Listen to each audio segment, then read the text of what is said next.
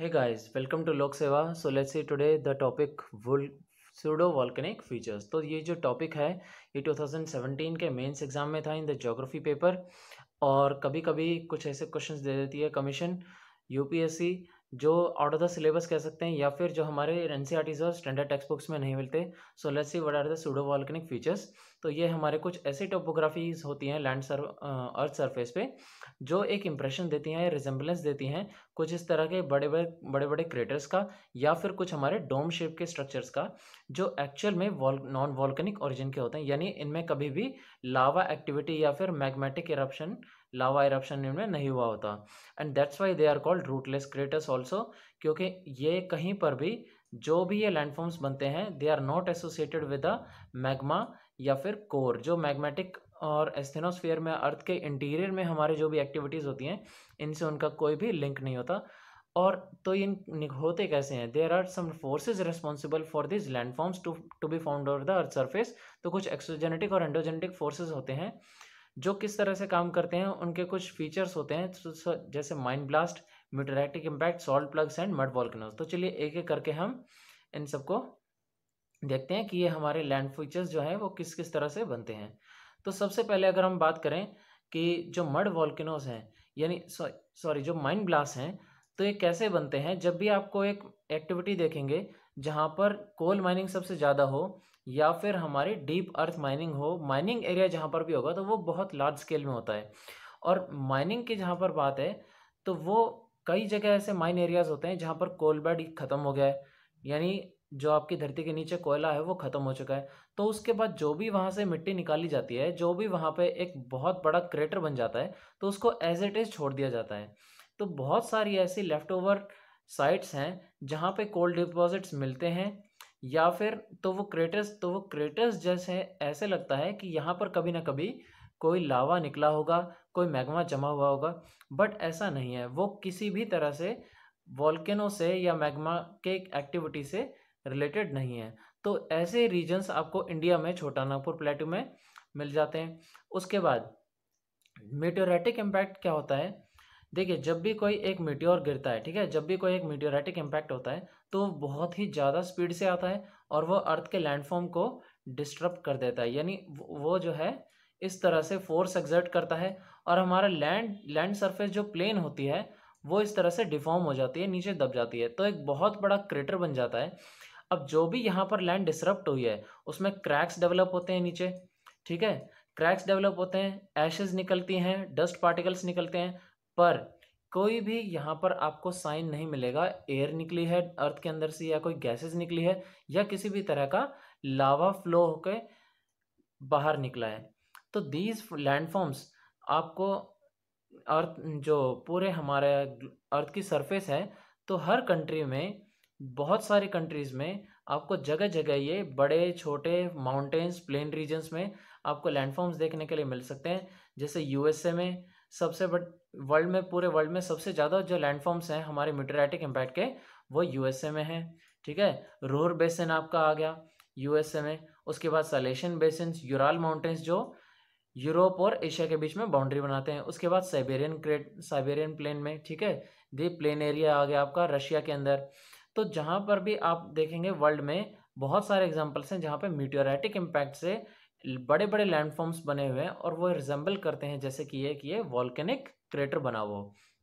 तो ऐसा ही वर्ल्ड में सबसे बड़ा एग्जाम्पल है एरिजोना में, ठीक है। तो ये आप देख सकते हैं, अगर आपको क्वेश्चन आता है एग्जाम में 10 मार्कर और 15 मार्कर क्वेश्चन, तो how do you represent it, कि ये आपका है ये आपका है वर्ल्ड में सबसे बड़ा क्रेटर, इसकी लेंथ देख सकते हैं आप 1230 मीटर।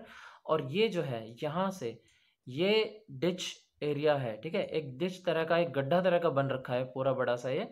तो 75 मीटर्स जो है इसकी टोटल विड्थ है ये। और ये आपकी है प्लेन, ये प्लेन आपकी लैंड सरफेस है। और यहाँ से इस लैंड सरफेस से ये आपका है रिम राइज, यानी ये जो बेस है यहाँ से यहाँ तक का आपका ये क्रेटर बना हुआ है। तो this is the extent to which a volcanic meteoritic impact can deform the land surface. तो एग्जाम में आप इस तरह से रिप्रेजेंट कर सकते हैं।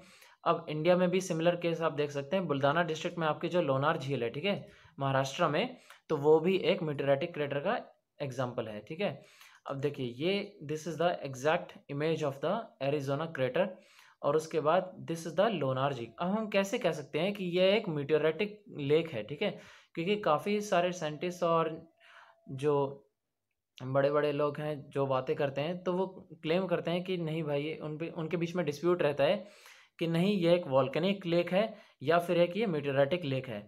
तो जो रिसर्च हुई है अभी तक, उनमें ये फाइंडिंग्स मिली है कि जो डिपॉजिटेड है, ये जो लेक के चारों तरफ जो भी बेसाल्ट डिपॉजिटेड है, इसकी कंपोजिशन लेक के चारों तरफ जो बाकी प्लेन एरियाज हैं उनमें जो कंपोजिशन है ये इससे बिल्कुल डिफरेंट है। यानी आप देख सकते हैं जो ये लैंड एरिया है, यहाँ पर जो सॉइल की रॉक्स की कंपोजिशन है और यहाँ पर जो कंपोजिशन है वो बिल्कुल अलग है। So this way you can say that कि ये जो है किसी न किसी टाइम पे यहाँ पे कोई मेटेओराइट गिरा होगा, मेटेओराइट इम्पैक्ट हुआ होगा, तो उसकी वजह से लैंडफॉर्म क्रिएट हुआ, उससे ये झील बनी हुई है। ठीक है, तो एग्जाम में आप किस तरह रिप्रेजेंट करेंगे? तो so this is way you can show the deformation of the land surface and the dust particles and ashes which are coming out of this deformed landform। But यहाँ पर कोई भी ना तो आपका वॉल्केनिक एक्टिविटी हुई है, ना ही आपका कोई मैग्मा निकला है। ठीक है, उसके बाद देख सकते हैं हम नेक्स्ट जो है थर्ड कैटेगरी हमारी है सॉल्ट प्लग्स। अब सॉल्ट प्लग्स क्या होते हैं? जहाँ पर भी आपको देखिए पूरे वर्ल्ड में जो सेमी एरिड रीजन है और जो मार्शी एरियाज हैं, वहाँ पे क्या होता है, जहाँ पे भी आपको सेडिमेंट्री रॉक्स मिलेंगी, तो गर्मी के टाइम में वहाँ पर जो देखिए क्या होता है, जो वाटर जो हमारा मानसून जैसा टाइम होगा, जब बारिश का टाइम होगा, तो हमारा उसमें जो भी सॉल्युबल एलिमेंट्स होंगे वो पर्कुलेट हो जाएंगे टेबल वाटर में। बट जैसे ही गर्मी आएगी तो वेपोरेशन बहुत ज़्यादा होगा और वहाँ पर वेजिटेशन है नहीं, तो जो सेमी एरिड रीजन्स है वहाँ पर वेजिटेशन कम है और वेपोरेशन कंटिन्यूसली बहुत ज़्यादा होता रहता है।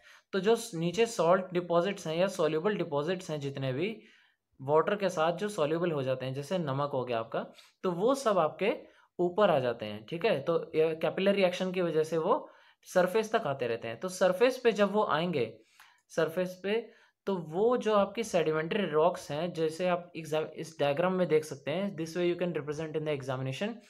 तो जो ये स्ट्रेटिफाइड रॉक्स हैं आपकी, तो यहाँ पे वो नीचे से पुश करते हैं इनको। ठीक है, they plug into the earth surface.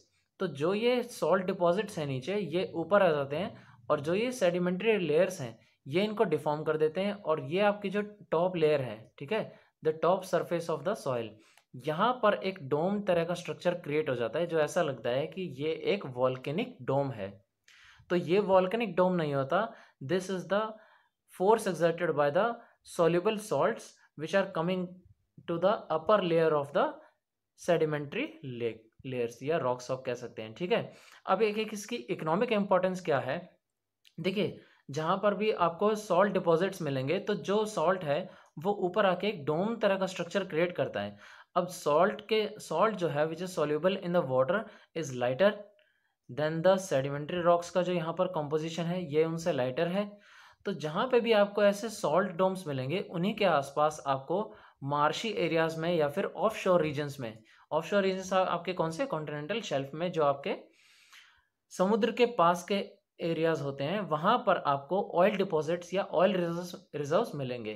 तो ये जो सॉल्ट प्लग्स जहाँ पे भी आपको मिलते हैं, वहाँ पे आप कोस्टल रीजन्स में ऑयल रिजर्व्स रिसर्च कर सकते हैं और एक्सट्रैक्ट कर सकते हैं। ठीक है, तो this is an economic importance of this salt domes. ठीक है, तो एक और चीज जो इकोनॉमिक इंपॉर्टेंस की है कि ये जो सॉल्ट डिपॉजिट्स हैं, सॉरी सॉल्ट प्लग्स हैं, these serve as an deposit side for hazardous waste. जैसे इंडिया में अभी आपकी लेटेस्ट प्रॉब्लम क्या है हैजार्डस मटेरियल की?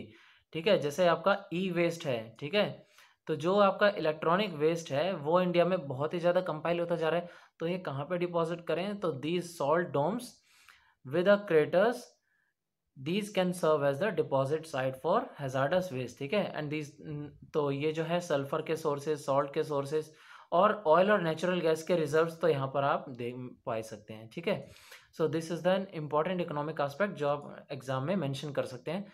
उसके बाद the fourth category, so this is the way, ये आपके जो मार्शी एरियाज में और डेजर्ट एरियाज में, ठीक है, तो ये दश्ते कबीर डेजर्ट है ईरान में, वहाँ पे आपके बहुत ज़्यादा सॉल्ट डोम्स मिलते हैं। तो this is an image of the one of the salt domes of Dashte Kavir desert. उसके बाद फोर्थ कैटेगरी आती है आपकी mud volcanoes. So mud volcanoes आपके कहाँ पे मिलेंगे, जहाँ पे भी आपका सबडक्शन जोन होगा। सबडक्शन जोन का मतलब एक प्लेट जो है वो दूसरी प्लेट के नीचे सबडक्ट हो रही होगी, यानी उसके नीचे धंस रही होगी।